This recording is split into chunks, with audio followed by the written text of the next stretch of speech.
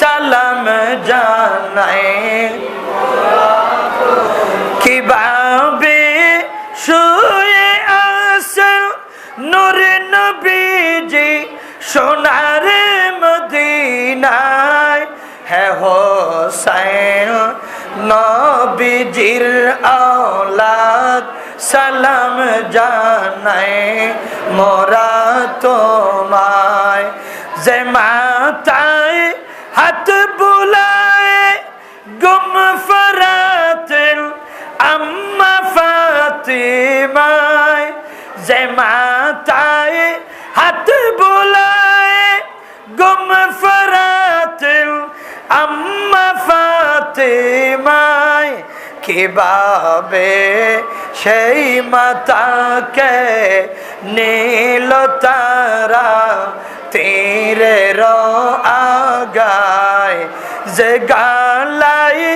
চুমকেতেন আল্লাহর হাবিব নবী মুস্তাফায় হে হোসেন নবীজির औलाद সালাম জানাই মোরা তোমায় সালাম জানাই মোরা তোমায় উচ্চস্বর বলে সুবহানাল্লাহ হযরত ইমাম হুসাইন রাদিয়াল্লাহু তাআলা আনহু 72 জন 82 জন সফর সঙ্গে নিয়ে কুফায় গমন করেছিলেন ওই সময় হযরত ইমাম হুসাইন অর্ধেক পথ অতিক্রম করার পর হযরত ইমাম হুসাইন খবর পেয়েছে হযরত মুসলিম বিন আকিল যিনি প্রতিনিধি গিয়েছিলেন তাকে শহীদ করা হয়েছে ওই ইমাম হুসাইন শোনার সাথে সাথে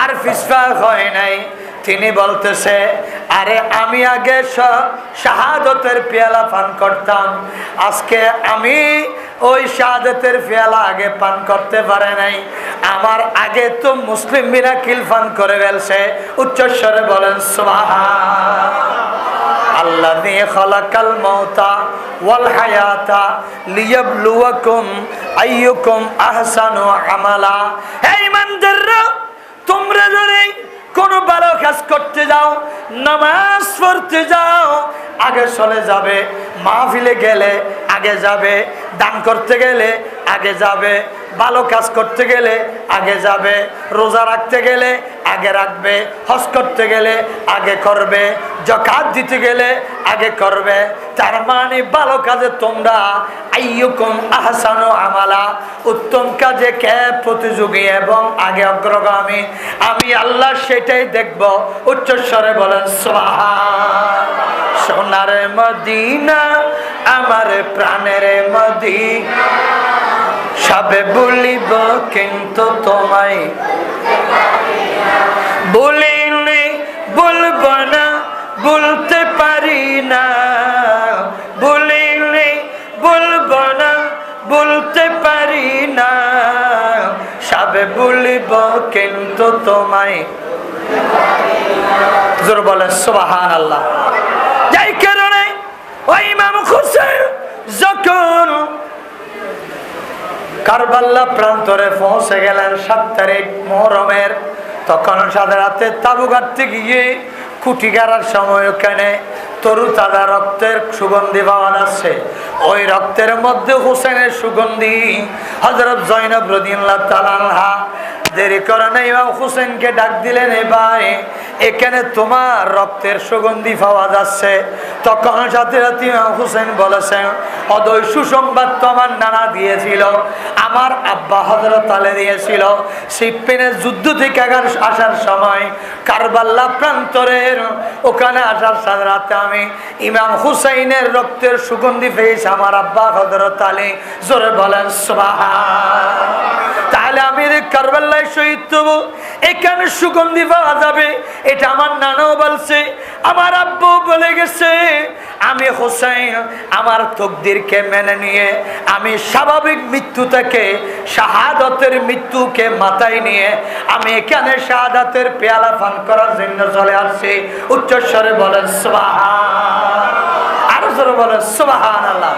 আউয়াল আখির সব কুছ জানে देखे करीब बाईद गायब के खबरी देने वाला अल्लाह का प्यारा हबीब नबी जे अल्लाह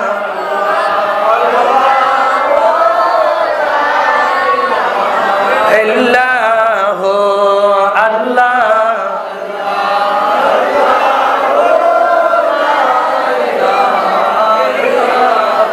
ইমাম হুসাইন রাদিয়াল্লাহু তাআলা আনহু দেরি করে নাই, সাথে সাথে ওই 9 মুহররম 7 তারিখ 8 তারিখ দূরে যাওয়ার জন্য চলে যাওয়ার জন্য চেষ্টা করছে, কিন্তু যেতে পারে নাই। 9 তারিখ রাত্রে সবাইকে বলে দিয়ে তোমরা চলে যাও, আমি আর যাব না, আমি এখানে কালকে শাহাদাত বরণ করব।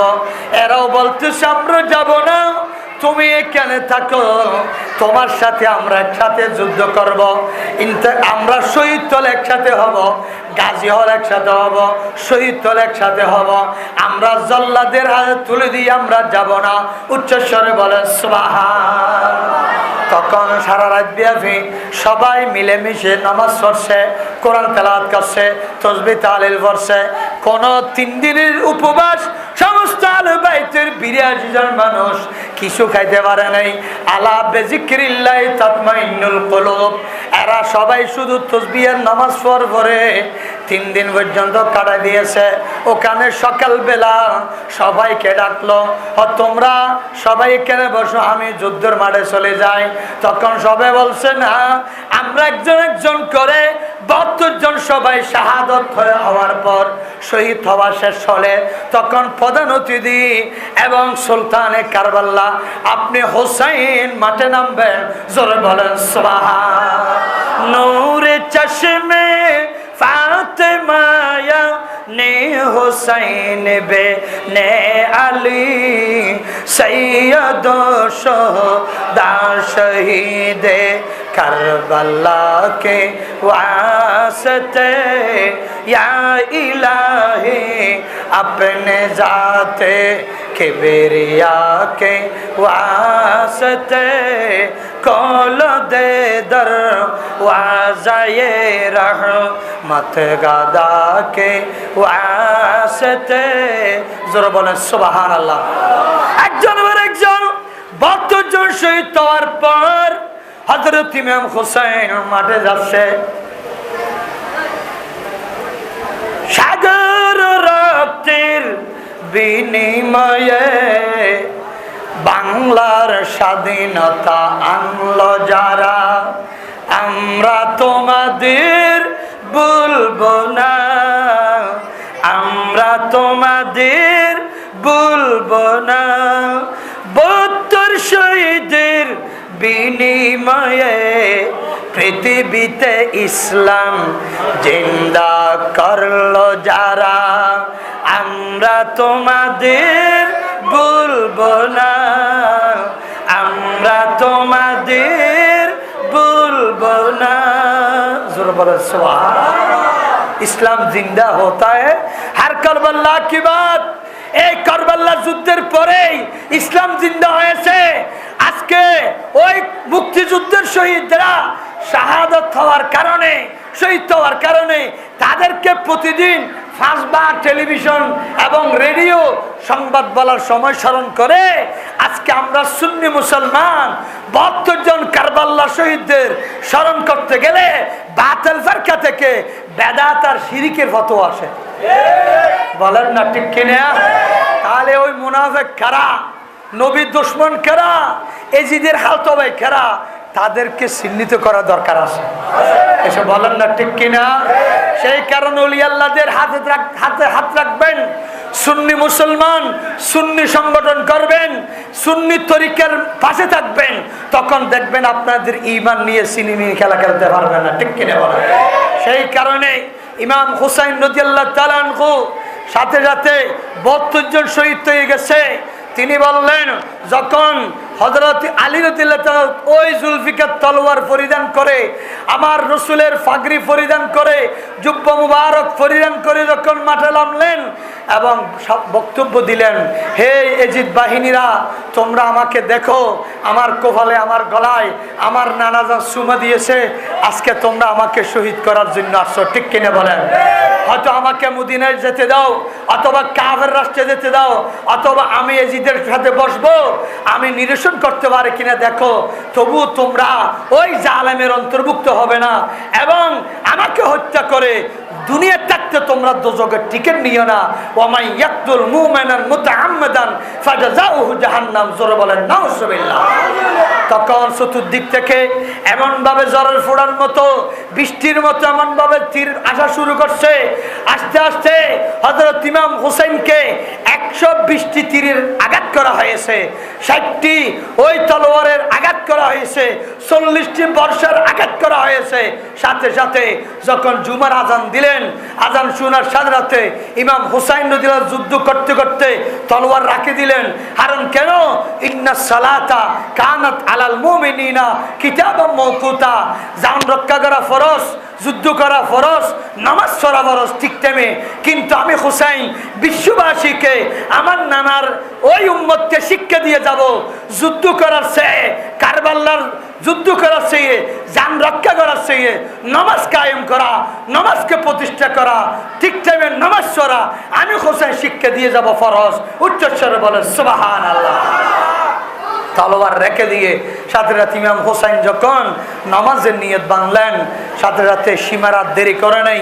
আমি একজনের জন্য নাম বলতে পারতেছি না, ইচ্ছে ছিল 1 ঘন্টা ওয়াজ করব, আসলে তো সময় টাইম শেষ হয়ে গেছে। সেই কারণে অর্থাৎ ওই সীমার 3-4 জন নিয়ে হযরত ইমাম হুসাইনের গর্দনের উপর বসে গেছে। এই জালেমরা, তোমরা তোমাদের তাবুতে নামাজ পড়ো, আমার গর্দনের উপর কি? হয়তো আজকে আমরা নামাজ পড়বো না, তোমার শিরচ্ছেদ করে এই জিদের হাতে তুলে দিয়ে আমরা কি করব? বড় মোটা অঙ্কের পুরস্কার নিয়ে যাব। জোরে বলেন নাউযুবিল্লাহ। তো হোসেন বলল, ইন্নাল্লাযীনা ইউযুনাল্লাহ ওয়া রাসূলাহু লানাহুমুল্লাহু ফিদ দুনিয়া ওয়াল আখিরাহ। যারা আল্লাহর রাসূলকে কষ্ট দেবে, নবীর আওলাদকে কষ্ট দেবে, ওই কষ্ট আল্লাহ পাবে। আল্লাহ রাসূলকে যারা কষ্ট দেয় তারা দুনিয়ার আখিরাতে লানত হয়ে যাবে। উচ্চস্বরে বলেন নাউযুবিল্লাহ। ইমাম হোসেন বলল, আমাকে 2 রাকাত নামাজ পড়ার সুযোগ দাও, এখন 1 রাকাত হয়ে যাচ্ছে, আমি সিজদায় আসছি। হয়তো না না, তোমাকে আর সুযোগ দেওয়া হবে না, এতটুকুতেই শেষ করে দাও। তখন ইমাম হোসেন ডাক দিয়ে বলল, এই জালেমরা, তোমরা জানি রাখো, 1 রাকাত আমি কারবালার ময়দানে পড়বো, আর 1 রাকাত কাল কিয়ামতের ময়দানে, 2য় রাকাত আদায় করে শেষ করব। রক্তমাখা কাপড়গুলো আমার নানা জানের হাতে তুলে দিয়ে গুনাহগার উম্মতের গুনাহ মাফ করাই নেব। উচ্চস্বরে বলেন সুবহানাল্লাহ।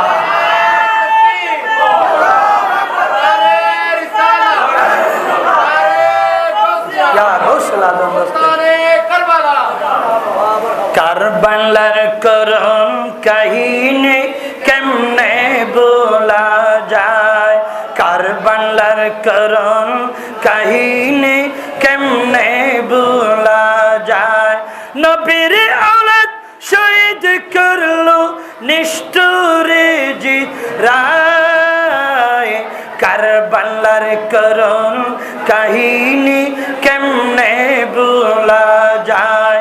দয়াল নবী যে গলাতে চমকাতেন দিনে রাতে, দয়াল নবী যে গলাতে চমকাতে দিনে রাতে, বিষের সুরে কেমনে সালাই হুসাইনের গলায়। কারবালার করম কাহিনী কেমনে ভুলা যায়, কারবালার করম কাহিনী কেমনে ভুলা যায়। উচ্চস্বর বলে সুবহানাল্লাহ। বলে ইমাম হুসাইন তলোয়ার চলতেছে, এ কেন আমরা ওই নানার উম্মতকে ভুলে নাই? জোরে বলে সুবহানাল্লাহ। তাহলে আকীদা বিশ্বাস 1 নম্বর লাগবে, মোহাব্বত 1 নম্বর লাগবে, 2 নম্বর ইবাদত লাগবে, 3 নম্বর খেদমত লাগবে।